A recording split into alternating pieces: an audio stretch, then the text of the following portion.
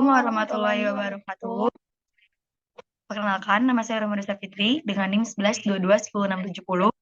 Perkenalkan, nama saya Siva Fauja Salsabila dengan NIM 1122 11023.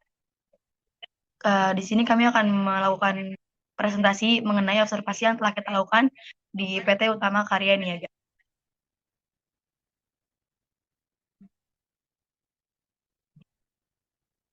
Oke, kita di sini akan menjelaskan profil perusahaan dari PT Utama Karya Niaga terlebih dahulu.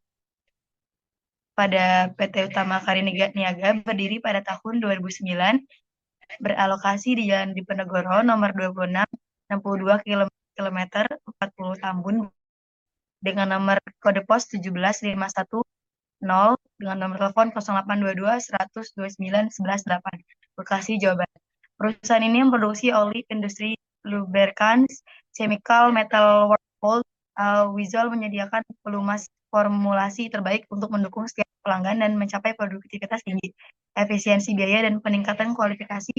Ini akan memberikan keuntungan kompetitif bagi para pelanggan pada penjualan produk akhir, hasil akhir. Inilah salah satu contoh produksinya, contoh produk dari Wizol. Kemudian di sini ada pengertian tentang ekspor dan impor. Yang pertama, apa itu ekspor? Proses ekspor adalah rangkaian kegiatan yang melibatkan pengiriman barang atau jasa dari suatu negara asal ke negara lain atau negara tujuan. Kegiatan ini melibatkan berbagai pihak, mulai dari produsen, eksportir, hingga pihak bea cukai dan transportasi. Kemudian, impor adalah kegiatan memasukkan barang dari luar negeri. Impor merupakan bagian dari perdagangan internasional dan kebalikan dari ekspor. Impor juga memungkinkan perusahaan memperluas jangkauan produk dan mendapatkan bahan baku yang sulit didapatkan. Kemudian ada tujuan utama ekspor dan impor. Yang pertama yaitu memperluas pasar, menjangkau konsumen di pasar global untuk meningkatkan penjualan dan pendapatan. Kemudian ada meningkatkan pendapatan negara. Artinya devisa yang diperoleh dari ekspor dapat meningkatkan pendapatan negara, dan impor juga dapat membantu meningkatkan neraca pembayaran dan mengurangi keluar devisa ke negara lain. Lalu yang terakhir ada memperkuat posisi negosiasi. Maksudnya ialah negara dengan ekspor yang tinggi memiliki posisi tawar yang lebih kuat dalam hubungan perdagangan internasional. Oke, lanjut. Di sini ada tahapan umum dalam proses ekspor dan impor.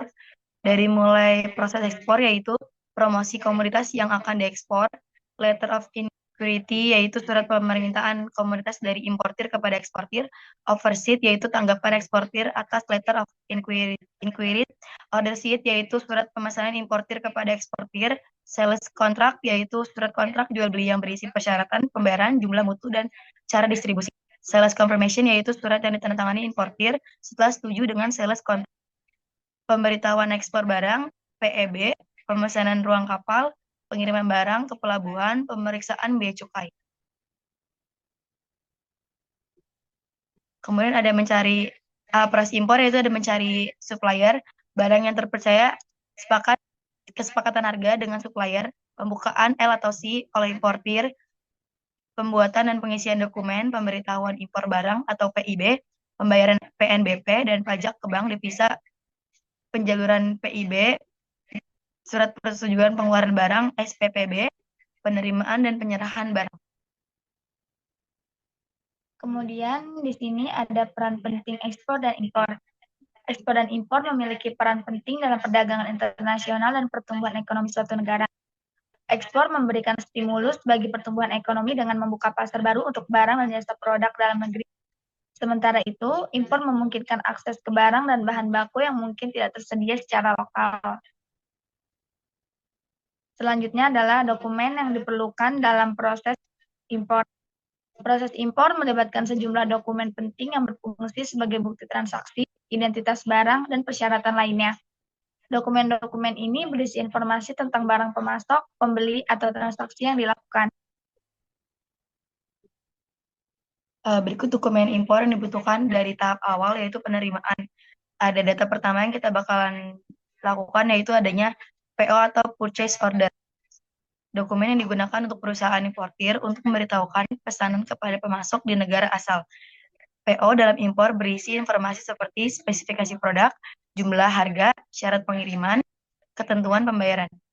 Kemudian data kedua yaitu ada performa invoice atau faktur performa. Adalah dokumen yang digunakan dalam transaksi bisnis untuk memberikan gambaran detail barang atau jasa yang dapat dibeli atau dijual. Biasanya digunakan untuk perizinan dan perbankan.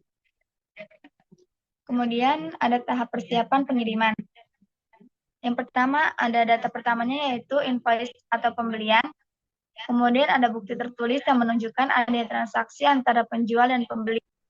Di dalamnya terdapat catatan detail mengenai barang atau jasa yang dibeli, harga, jumlah, dan total pembayaran yang harus dilakukan oleh pembeli.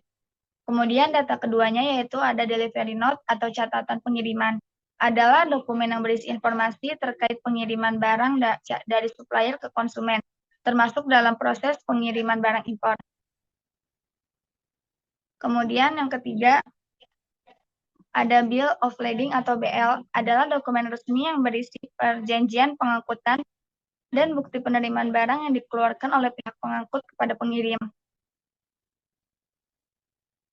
Kemudian ada tahap bea cukai yaitu dengan surat keterangan asal atau SKA atau Certificate of Origin adalah dokumen yang menyatakan asal barang yang diimpor. SKA digunakan sebagai dasar pengenaan tarif bea cukai masuk sesuai dengan perjanjian internasional atau tarif preferensi. Kemudian ada PIB, itu berisi informasi-informasi penting seperti jenis barang, nilai barang, asal barang, informasi pihak yang terlibat dalam proses impor, jumlah pajak dan bea cukai yang masuk harus dibayar oleh importir. Kemudian ada tahap penagihan.